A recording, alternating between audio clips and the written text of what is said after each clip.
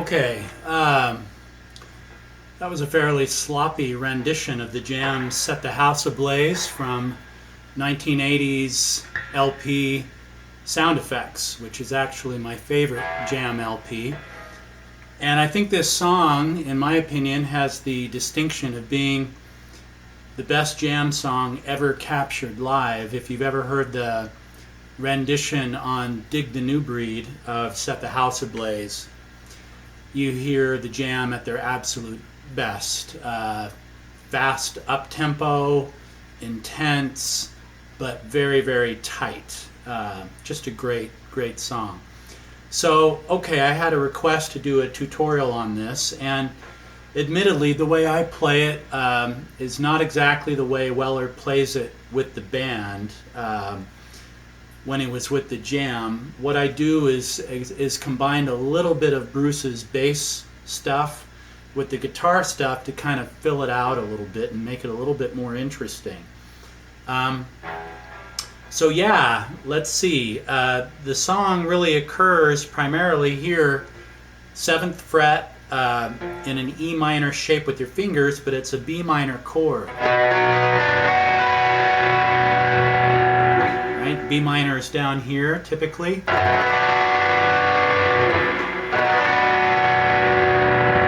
And the main riff that Weller plays with the band, when it's just, he doesn't have to worry about the bass part, is right here.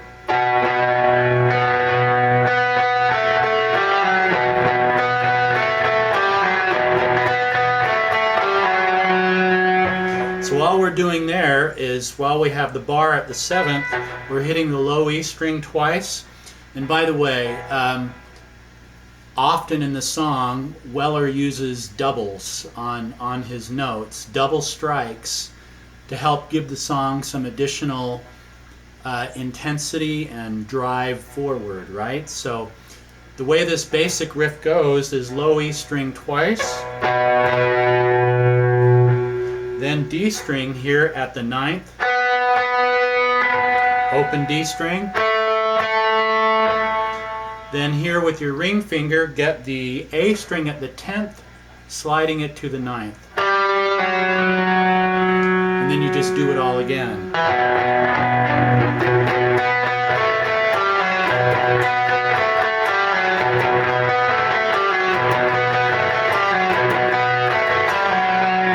So you're just going to want to practice that and get it up to tempo, okay? But the way I play this for much of the song is actually down here on the 2nd and 4th frets in this starting position here. So A string 2nd fret, G string 4th fret with your pinky, right? In this kind of split hand formation here. And the reason why I do this is because rather than just holding this bass note right as the foundation for that riff, you get to add to it on the low E string at the 3rd and at the 2nd. So that's Bruce's bass line, right? He does the descending notes down over Weller's basic riff. So when you play it in this position, you can do this.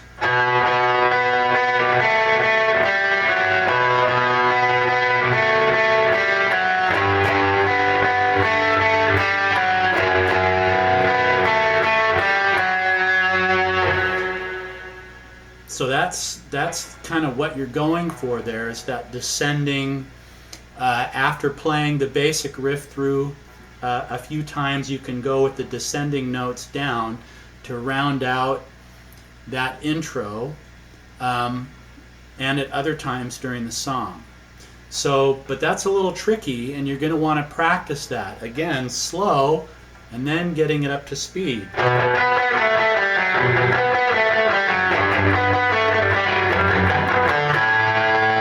Now, when I finish that run, to jump into the verse, I always hit that open A string, just to fill in the sound, to not leave kind of a vacant portion as you jump into the verse. I like that because it goes along with the chord, and it gives you some noise as you go into the verse. Now, the way I play the verse here is I go with the B minor shape, but I pull off my pinky.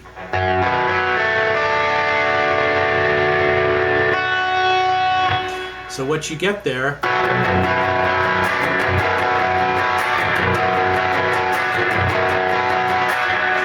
is a really nice chord that gives some tension and a little bit of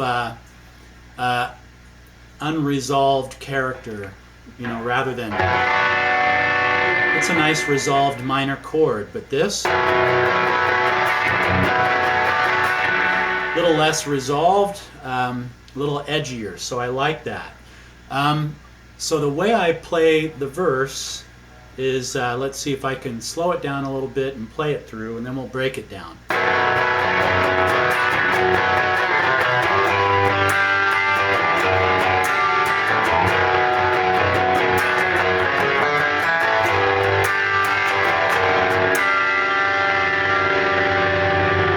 Alright, so what I'm doing there is I'm kind of running along with this at a fairly rapid tempo.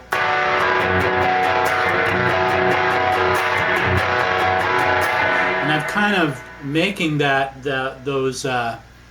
run of chords have a bit of a, almost a throbbing character.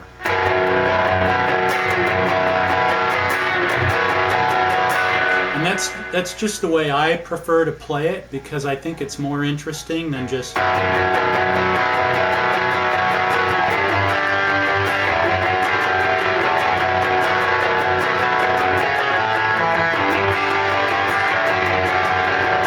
That's fine, right? You can play it like that, and if you're singing over it, that might be the better way to do it, because it's a little less complicated for the guitarist and vocalist, right? But if it's just guitar, you're going to want to add some interest, and so I like this throbbing kind of.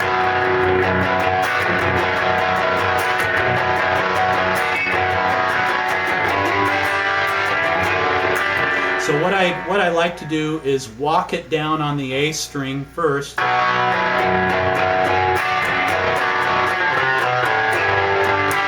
what I'm doing there is I'm just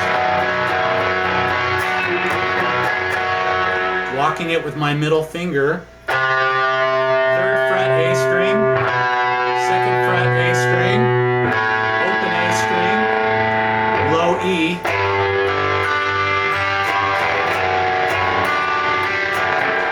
And then I'm coming in with my ring finger and catching the B string at the 3rd for this chord. And I go down, down, up, and only go up, not from the high E, but from the B.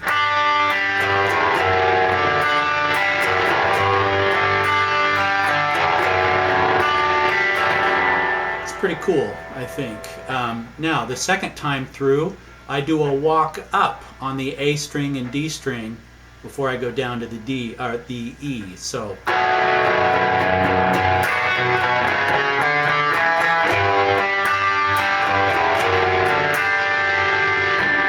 what I'm doing there is, again, the throbbing, I'm going to use that word a little less, but yeah, the throbbing chord structure.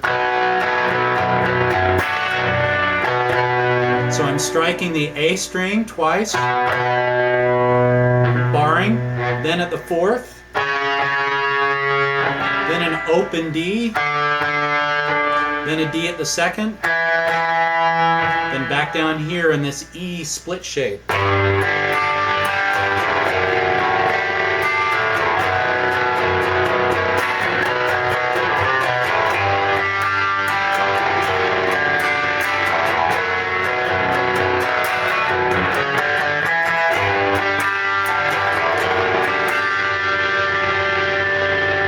Now, during the song played live, Weller then comes up here and continues the verse. Now, I left that out in my run-through. just because it makes the song longer than it already is. But you know, he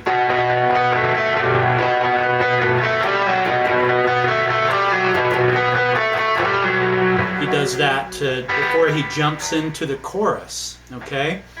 And the chorus is quite simple. Just goes like this.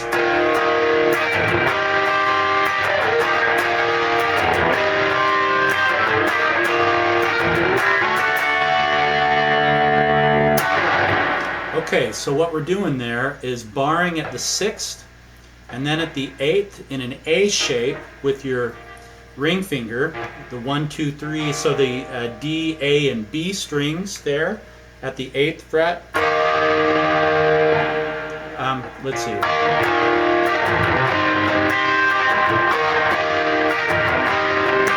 So the next chord in the sequence is at the 8th barring in an E minor shape.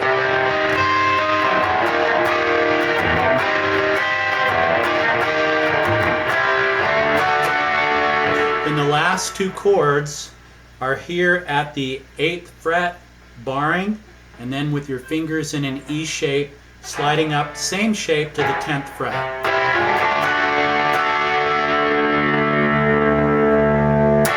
And then hit it and slide down back into the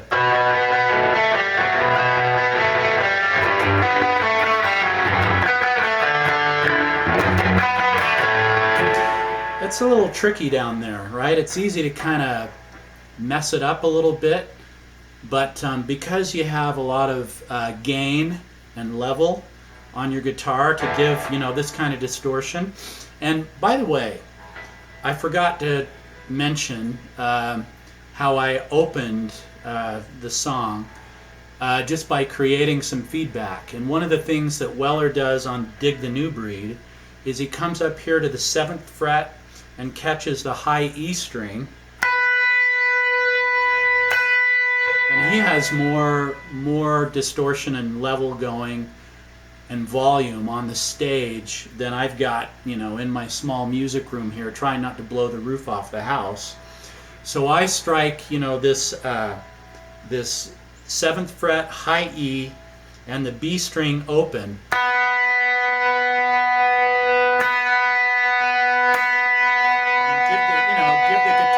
Give the guitar some vibrato, right? Move it around to try to get it to feed back a little bit. And then I come in at the last and hit this open G string.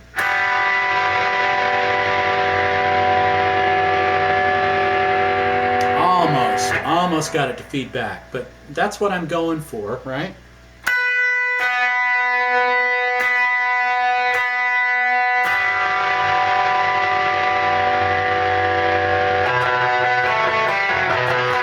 Jump into the song, right? That was out of sequence. Sorry about that, but I realized I forgot to mention that. So we just did the chorus, you know, something you'd say, set the house ablaze.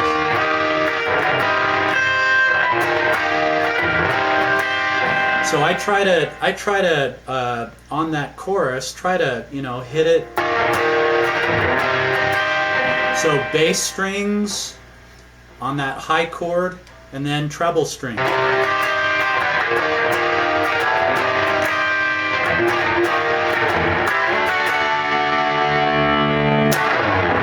then slide down, hit it and slide down the neck. It makes it sound cooler and, you know, more interesting. Then you're back down here into this bit.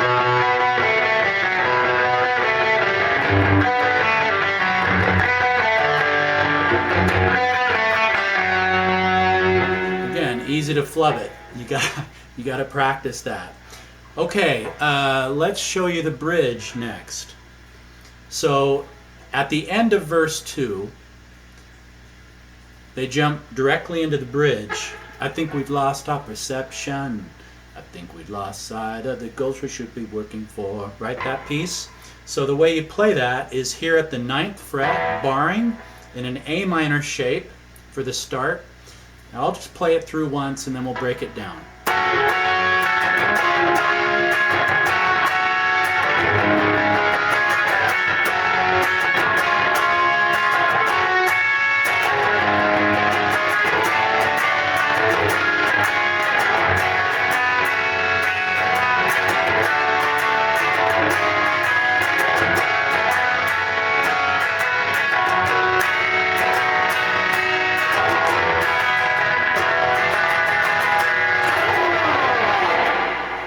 Okay, flub that up a little bit, but you get the basic idea.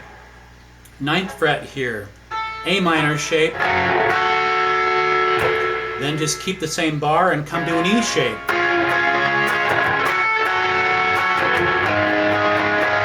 Down to the 4th fret, barring, and play an A shape with your ring finger at the 6th, and try to start more quietly and build that chord, and then do it all again.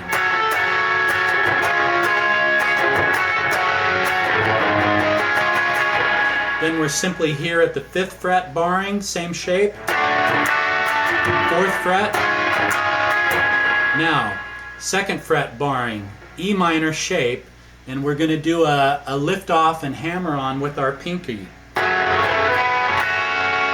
So what I'm doing there is I'm playing it initially like this, then take your pinky and come up to the G string with a hammer on and a lift off.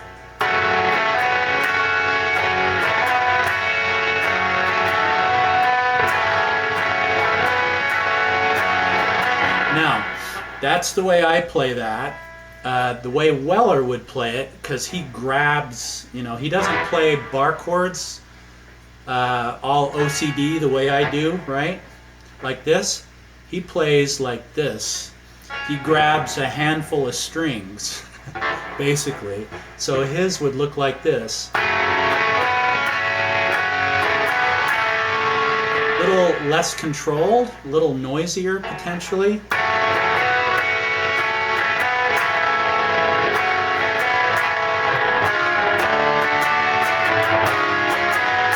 So the second time through, I like to lift off on that A shape,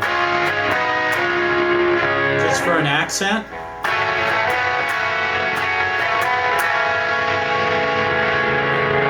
Now, come here to a B7,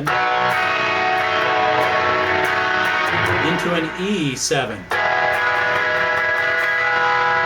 into a string slide. There we go. String slide, right? To the chorus.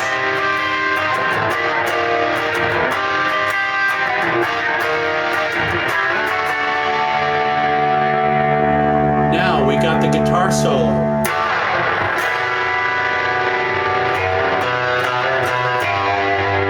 Okay, so when Weller plays this part, when the band plays this part, it's really cool, really noisy, and it took me a few minutes to figure out what Weller's actually playing, because when he plays it with, the Rickenbacker on the stage with all that volume, when he hits that chord, it almost sounds like a clang, rather than a nice clean.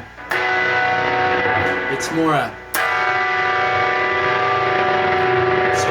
What he's doing there is he's playing 2nd fret, low E, and A, right? So it's like a B minor, but just move it lower in tone by going to the low E and A string at the 2nd. That's a clang if I've ever heard one, right?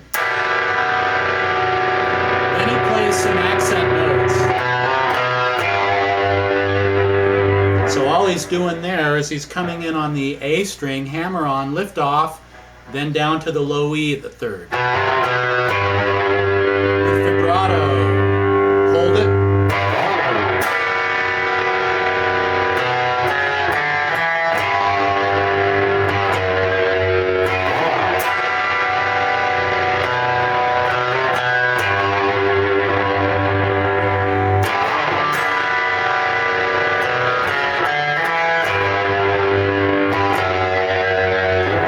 So notice there, what he's doing is he's continuing the theme that he introduced in the verse.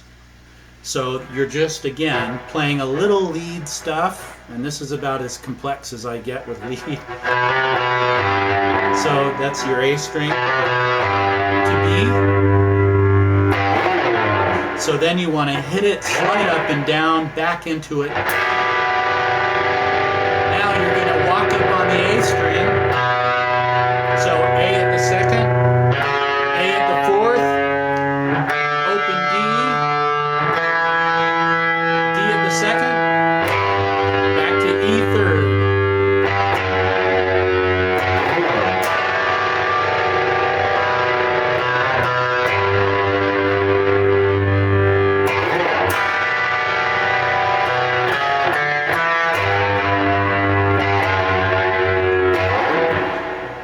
Now, to jump back into the chorus, Weller from the guitar solo comes up and does the basic intro riff. 4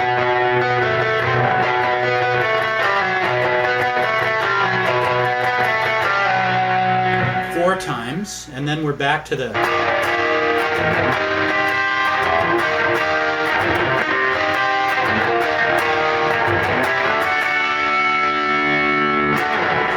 now, as we go to the outro of the song, we again go here.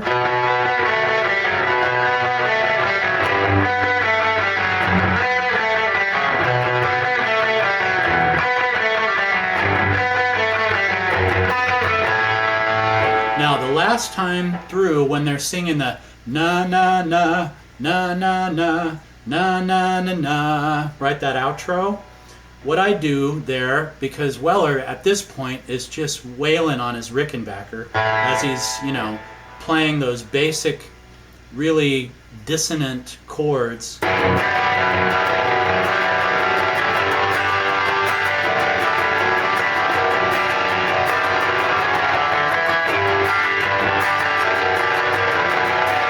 So the way I like to play that is, again, the noisy chord down here, low E second, A string second, and then B string third with your pinky. That's noisy as hell, isn't it?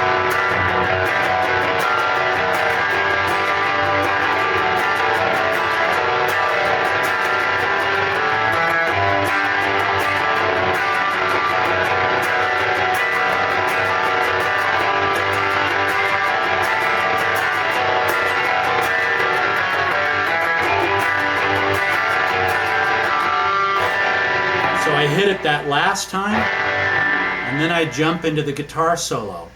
Okay, let me show you how I do this, and I think this is how Weller does it on Dig the New Breed.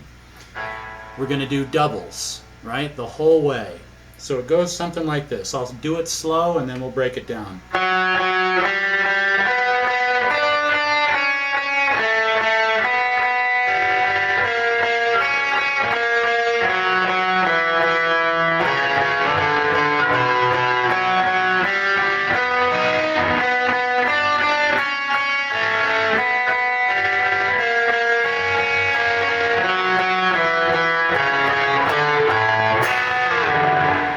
Finish.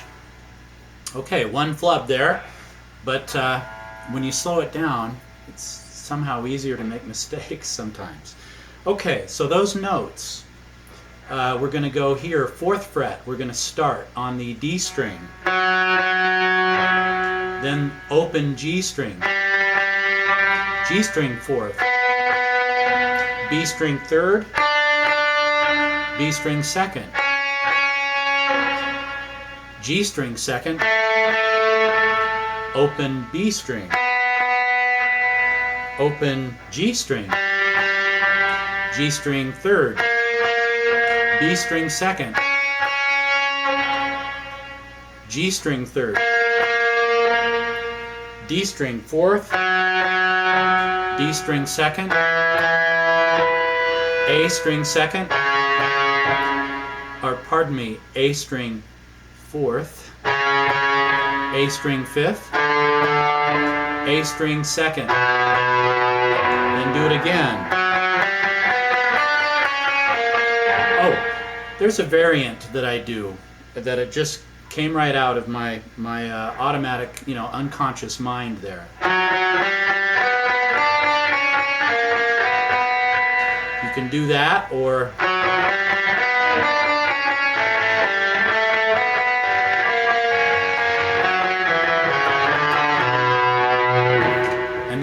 finish.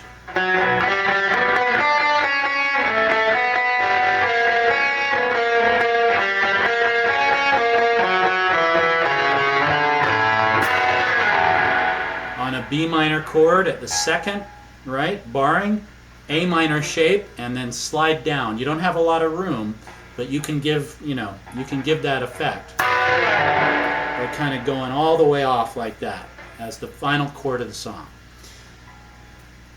Long ass lesson. So if you're still with me, thanks for hanging in there, and hope you enjoy playing this song. Keep enjoying the jam, everybody.